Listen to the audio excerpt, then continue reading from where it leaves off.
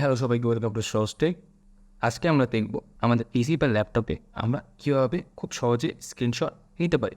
Screenshot নেওয়ার জন্য one of the best software হচ্ছে লাইটশট। ওকে, তো লাইটশট এই সফটওয়্যারটার মাধ্যমে আমরা কীভাবে স্ক্রিনশট নিতে হয়, এটার ইনস্টলেশন প্রক্রিয়া থেকে এটার কাজ পর্যন্ত আমরা সব কিছু দেখব আমাদের এই ভিডিওতে।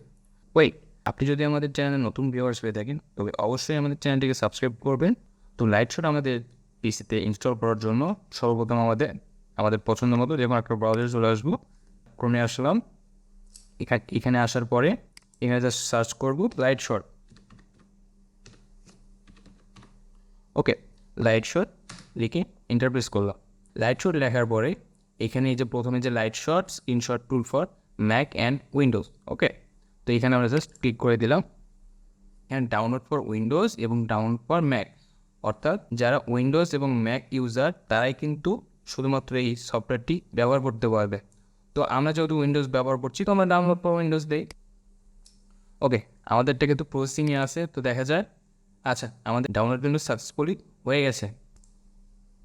তো এখান থেকে আমরা ডিসপ্লেতে আসি, ডিসপ্লেতে আসার পরে এখান থেকে ডাউনলোডসে যাই। ডাউনলোডসে যাওয়ার পরে এই যে আমরা যেহেতু এখন সফটওয়্যারটাকে ডাউনলোড করে ফেলেছি, এটাকে এখন আমরা রান করব। রান করার জন্য আমরা এটার উপর রাইট ক্লিক করে রান অ্যাজ অ্যাডমিনিস্ট্রেটর এটাতেও ক্লিক করতে পারি, অথবা এটাতে ডবল ক্লিক করতে পারি।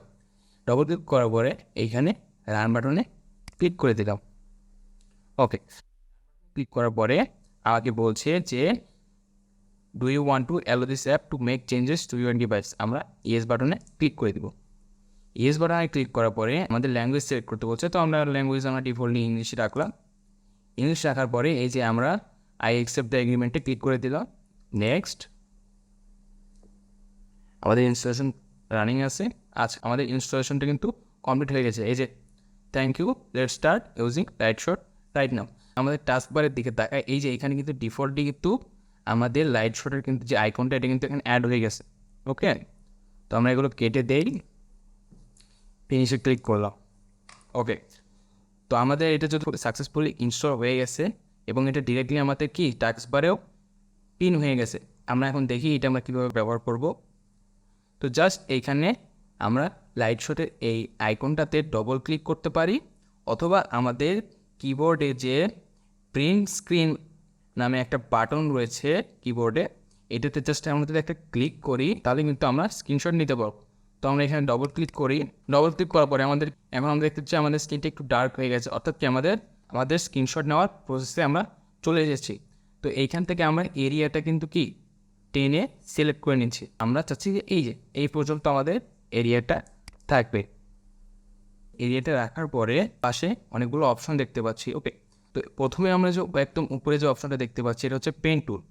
এই পেনের মাধ্যমে কি আমরা এখানে বিভিন্ন ধরনের লেখালেখি করতে পারি, বা এখানে আমরা আন্ডারলাইন বা আন্ডারমার্ক বা যেটা আমরা লিখতে চাই এটার মাধ্যমে পেন টুলের মাধ্যমে করতে পারবো। এবং নিচের দিকে দেখেন একটা আন্ডু অপশন রয়েছে, ঠিক আছে। এরপরে এখানে একটা লাইন রয়েছে, লাইন অপশন। ওকে, এইটাতে কি আমাদের ওই যে আঁকানো আমরা দাগ ব্যবহার করতে পারবো না, এখানে জাস্ট একটা লাইন ড্র করতে পারবো। এরপর আমাদের রয়েছে একটা অ্যারো টুল। অ্যারো টুলের মাধ্যমে আমরা কী করতে পারবো, আমরা চাচ্ছি যে এই যে ওয়ার্ড 2016 এই ওয়ার্ড 2016টাকে আমরা নির্দিষ্ট করে দেখাই দিতে চাচ্ছি। তো এইটার জন্য আমরা এইভাবে আমরা অ্যারো টুলটা কিন্তু ব্যবহার করতে পারি। আমরা চাইলে কিন্তু এই অ্যারো টুলের কিন্তু সাইজটা কিন্তু বোল্ড করতে পারি। এটা আমরা কীভাবে করব, জাস্ট আমাদের কিবোর্ডের কন্ট্রোল বাটন চেপে ধরে আমাদের মাউসের যে চাকাটা রয়েছে সেটা যদি পিছনের দিকে নিয়ে আসি, আমাদের মাউস কার্সারের সামনে যে বৃত্তাকার একটা অংশ ছিল সেটা কিন্তু বড় হয়ে গেছে। এখন দেখেন এই যে দেখতে পাচ্ছেন আমাদের অ্যারোটা কিন্তু বোল্ড হয়েছে। আমরা সেম প্রসেসে কন্ট্রোল চেপে মাউস কার্সারের যে চাকাটা আছে ওইটা যদি সামনের দিকে নিয়ে যায়, এই যে এখন কিন্তু এটা আমাদের ছোটো হয়েছে, এখন যদি নিয়ে যায় তাহলে কি এটা আবার আগের চেয়ে বোল্ড অবস্থান থেকে কি স্লিম অবস্থায় নেমে এসছে। এরপরে আমরা টুলের কাজ দিকে হচ্ছে রেক্ট্যাঙ্গুলার। আমি এই টুলের মাধ্যমে আমি ওয়ার্ডকে কীভাবে চিনাই দিতে পারবো।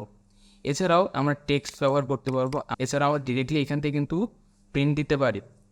এরপরে আমাদের চাইলে আমরা এই ইমেজটা কিন্তু এখান থেকে ডিরেক্ট এই অপশনটা ক্লিক করে আমরা সেভ করতে পারি।